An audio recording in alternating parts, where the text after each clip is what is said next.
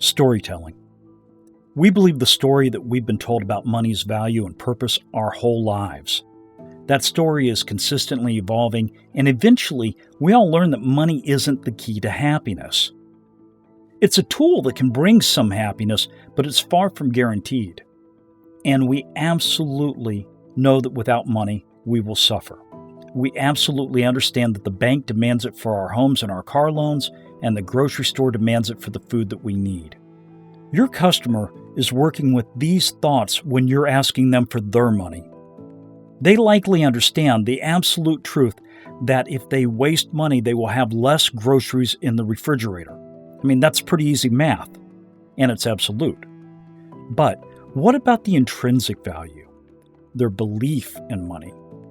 Well, that is still just a story.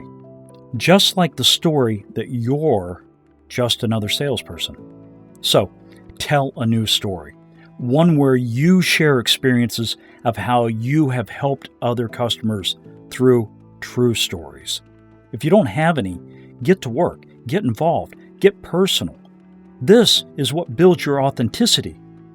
The more real you are, the more people will trust that you're telling the truth. Storytelling is very powerful.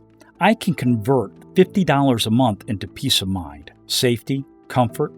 It can help remedy stress, but only if the customer believes it gives those things. So instead of trying to use a slick word track designed to manipulate them into being scared, tell your true stories of how people have been helped because of you. The feeling of the transaction will change in a positive direction. According to rational choice theory, humans always work in their own best interest. Based on beliefs, they make decisions that they feel are in their best interest.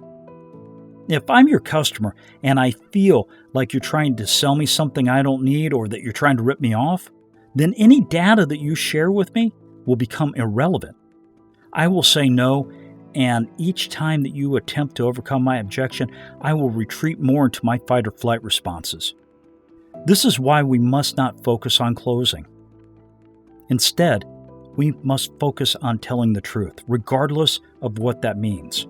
Because over time, the feeling people get from you will be a much more powerful closing tool than a word track. Test it. A customer asks you, "Do I have to decide today?"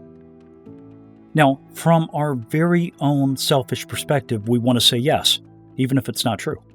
Of course, we might say no, but then begin selling on all the reasons why they should buy today. Not because we care, but because we're thinking of our PVR or our penetration or our paycheck. But for the customer, this situation only adds pressure, or worse, fear. What if instead we do the right thing immediately? We're honest. We say no. Counterintuitive, right? Yeah, but follow me for a moment. Imagine that you're the customer buying a vehicle and you ask me, "Must I buy today?" And my answer causes you to feel uncertain about the purchase.